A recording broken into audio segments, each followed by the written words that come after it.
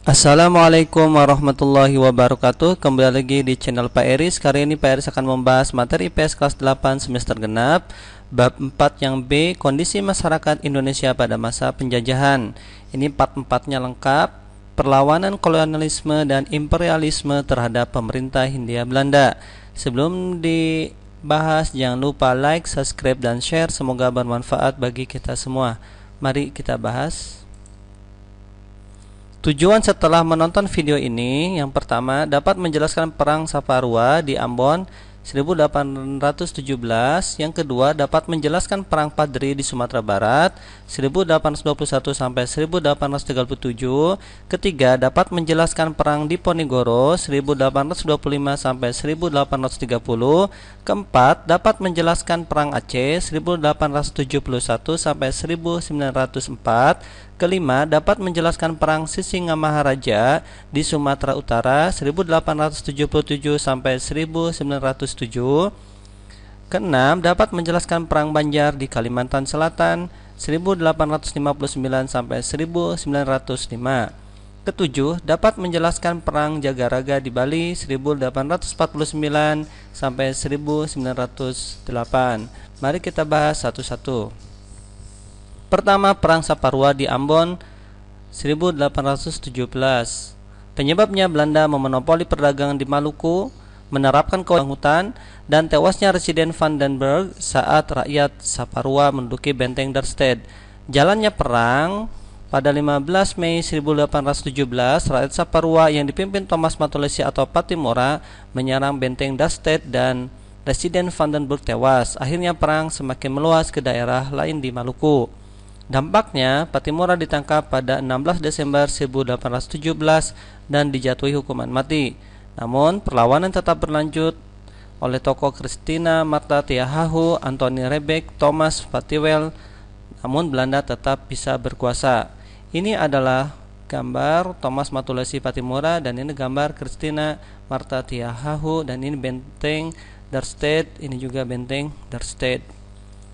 Berikutnya, yang kedua, perang Padri di Sumatera Barat 1821 sampai 1837. Penyebabnya semangat pembaharuan Islam di Sumatera Barat oleh kaum Padri, namun ditentang kaum adat yang suka mabuk dan berjudi.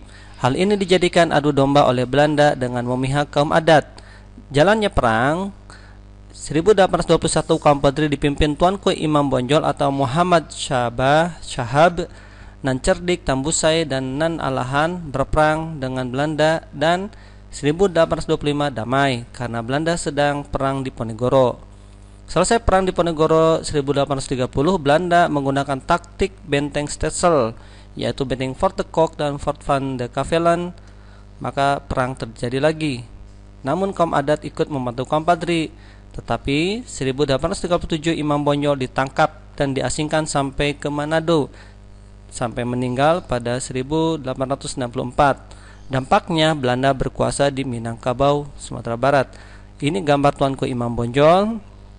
Ini adalah benteng Fort van de Kavelen dan ini benteng Fort de Kock. Berikutnya, ketiga, perang di Diponegoro 1825 sampai 1830. Penyebabnya Belanda ikut campur dalam pemerintahan Keraton Yogyakarta. Kedua, penindasan pada rakyat dan membuat jalan melalui makam leluhur di Diponegoro. Jalannya perang 27 Juli 1825, Tegalrejo, yaitu basis pengikut di Diponegoro, direbut dan dibakar Belanda. Kemudian Belanda menggunakan taktik benteng Stetsel atau mengepung dan siasat licik, yaitu awalnya mengadakan perdamaian 1830 di Magelang, Jawa Tengah, namun Belanda malah menangkap di Diponegoro dan diasingkan ke Makassar hingga wafat 1855. Dampaknya, perlawanan semakin luas di luar Yogyakarta, di Jawa Tengah, Jawa Timur. Belanda menganggap perang Jawa perang yang sangat merugikan. Seusai ditangkap dan diasingkan di Diponegoro dari Manado ke Makassar hingga wafat, perlawanan berakhir walaupun ada perlawanan kecil. Ini ada siasat benteng Stetsel atau mengepung. Nah, ini yang hitam. Kemudian yang ada lukisan penangkapan Pangeran Diponegoro. Ini adalah gambar Pangeran Diponegoro. Berikutnya, Perang Aceh 1871 sampai 1904. Penyebabnya adanya Traktat London 1871, Inggris dapat Sri Lanka dan Belanda dapat Aceh. Jadi barter nih. Sehingga Belanda menyerang Aceh dan membakar Masjid Baitur Rahman 5 April 1873. Jalannya perang, pada 1873 Jenderal Kohler tewas dan Belanda sadar sulit mengalahkan Aceh. Kemudian didatangkan ahli bahasa, sejarah dan sosial Islam yaitu Dr. Snog Hugrens, berganti nama Abdul Ghaffar. Jadi dia menyamar. Akhirnya menyarankan bahwa Belanda menggunakan taktik adu domba antara Ule Balang bangsawan dengan kaum ulama. Belanda menjanjikan kedudukan kepada Ule Balang jika bisa mengalahkan kaum ulama. Apa dampaknya? Pada kepemimpinan Van Hees, Aceh semakin terdesak. Tahun 1899, karena tokohnya banyak yang gugur seperti Teku Umar. Lalu 1904 Sultan Aceh Muhammad Daud Shah ditawan serta diasingkan ke Batavia. Kemudian tokoh perempuan Cut Nyak Dien pada 1906 ditangkap dan diasingkan ke Sumedang, serta Cut Mutia gugur 1910. Ini adalah gambar Teku Umar dan ini gambar Teku Cut Nyak Dien, dan ini adalah ilustrasi perang Aceh. Berikutnya kelima, perang Sisingamaraja di Sumatera Utara 1877 sampai 1907. Penyebab kekhawatiran Sisingamaraja ke-12, tradisi animisme Batak terkikis oleh agama Kristen, sehingga ada upaya menolak kristenisasi di Batak oleh Zending, yaitu organisasi menyebarkan agama Kristen dari Belanda, memaksa rakyat Batak 1877. Jalannya perang berawal di Bahul Batu, pusat pertahanan Belanda.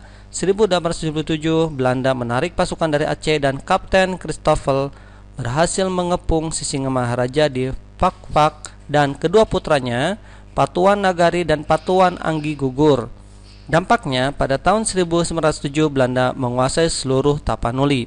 Ini gambar Sisingamaraja ke-12 dan ini adalah gambar keluarga Sisingamaraja ke-12 dalam sekapan ya di Tapanuli. Berikutnya, ke-6, Perang Banjar di Kalimantan Selatan 1859 sampai 1905. Penyebabnya Belanda menguasai perkebunan dan pertambangan.